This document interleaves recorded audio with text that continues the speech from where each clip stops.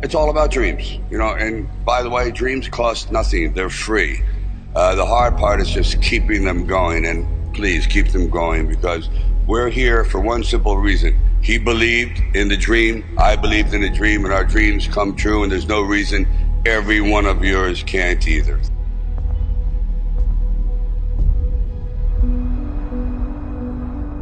I used to sit in this little apartment, and it was a room. As a matter of fact, the room was so small, I remember I was able to open up the window and close the door while sitting on the bed at the same time. It was like 8 feet by 8 feet by 9 feet.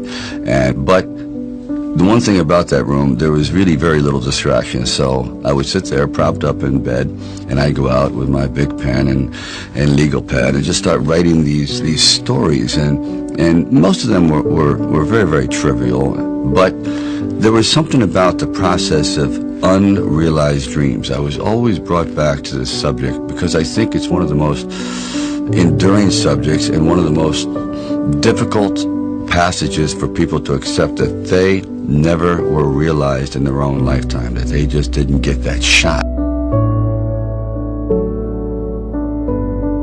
I decided it was a time to come to California. So I went to California, and I moved in the valley, and things weren't going very, very well there. As a matter of fact, I had to go out and try to sell my dog because he was either do that or he just was not going to be very well fed. And then one night, I went to see Muhammad Ali fight. For one brief moment, this supposed stumblebum turned out to be magnificent in the fact that he lasted and knocked the champion down.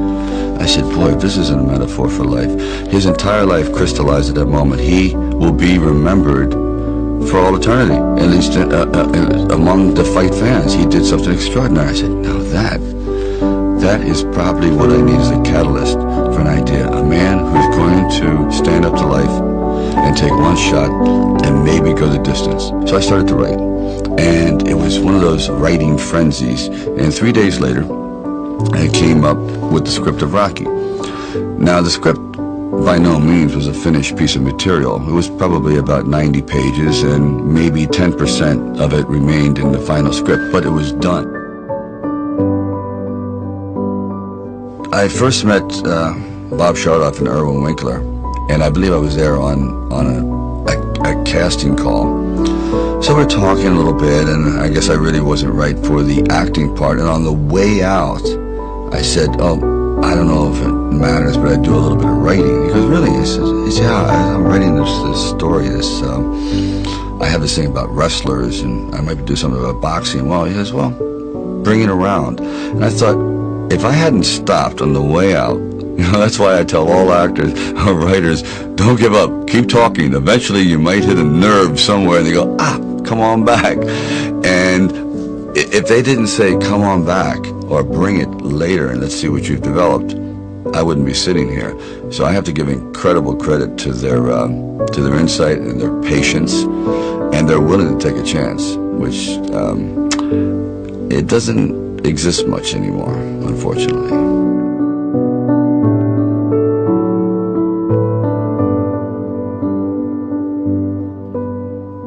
Originally, when I brought the script to them, they were fairly enthusiastic about it. The one thing they were not enthusiastic about was me playing the part, and I really can't blame them at the time. But there was something inside of me that you know, this opportunity is never going to come around, and I really wasn't used to money, and I had no idea of what I would be missing. But the temptation started to come forward. First, it was 25 grand and $100,000. I go, well, I never heard of 100,000 because I had like $106 in the bank, and like I said, I had to sell my dog, and things were not looking very, very good.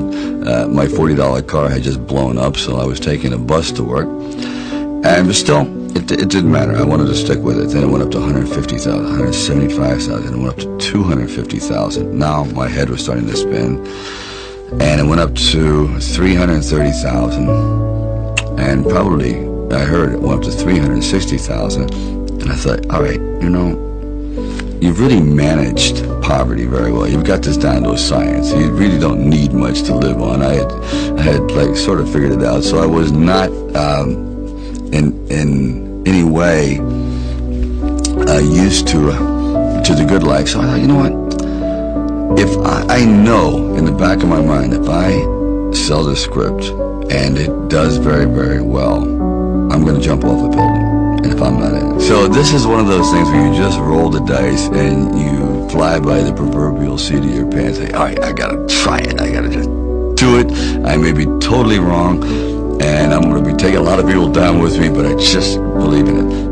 We were working with the handheld camera at the time with Garrett Brown, and it was somewhat experimental. And he'd film me running through shopping malls and up down the steps and flights, curved corridors along the river, until finally my legs basically gave out and I'm like writhing on the ground, and I want to rise up and say, John, I'm dying here. And he goes, no, use it. Use the pain. I said, for what? I mean, I'm in misery. He goes, well, no, you know, it's giving your character, it's giving him some depth. I said, it's giving me bruises. It's giving me like agony. I can't sleep at night. Like the scene where we just jumped out and saw this ship along the dock, docked along the pier. I said, just jump out, run as fast as you can along the ship, and I'm running and running. I said, you know what, my legs are buckling. I'm literally going to crash down here. Teeth are going to go, jaw, face. I'm just going to be ground down to this flat-faced image. Please. And I just barely made it.